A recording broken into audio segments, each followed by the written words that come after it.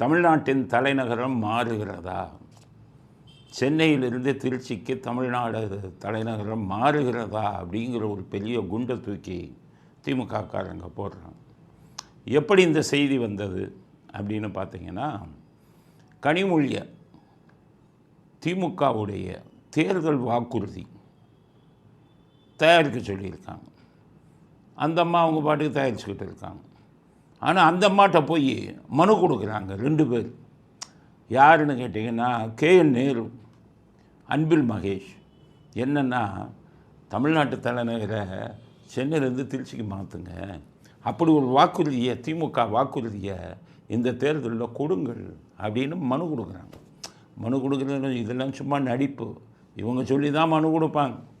இப்போ மனு கொடுக்குறாங்க. மனு கொடுத்த உடனே எல்லா இடங்கள்லையும் இப்போ என்ன பேச்சு? தமிழ்நாட்டோட தலைநகரம் சென்னையிலேருந்து திருச்சிக்கு மாறப்போதா அப்படின்னு ஒரு கேள்விக்குறி வந்துருச்சு.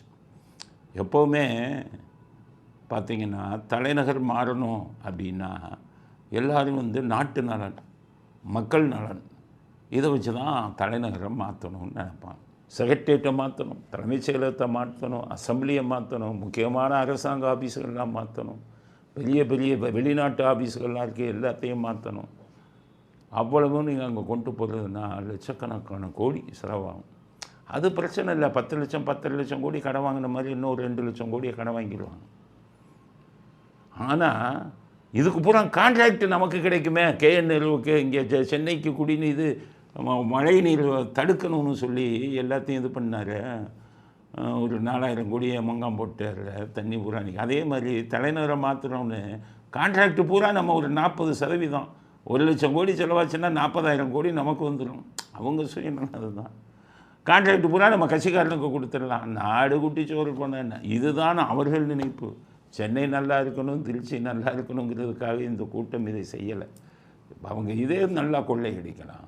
இப்போ ஆந்திராவில் தலைநகரை மாற்றினாங்க, தெலுங்கானா பிரிந்தவுடன். அப்போ என்ன பண்ணாங்க? ஹைதராபாத்து தான் ஆந்திரா தலைநகராக இருந்தது. ஒப்பந்தத்தில் என்ன போட்டாங்க? 10 வருடங்களுக்கு இந்த 2 மாநிலங்களுக்கும் ஹைதராபாத் தலைநகரமாக இருக்கும், அதற்குள் ஆந்திரா வேறு இடத்தை தலைநகருக்கு மாற்றணுன்னாங்க. இப்போ 10 வருஷத்துக்கு மேலாச்சு. இன்னும் ஆந்திராவால் தலைநகரை உருவாக்க முடியவில்லை. அங்கே அமராவதிக்கு கொண்டு போகிறேன்னாங்க. இப்போ இன்னமும் உருவாகலை. இன்னமும் ஹைதராபாடை தான் யூஸ் பண்ணிக்கிட்டு இருக்காங்க 2 பேரும்.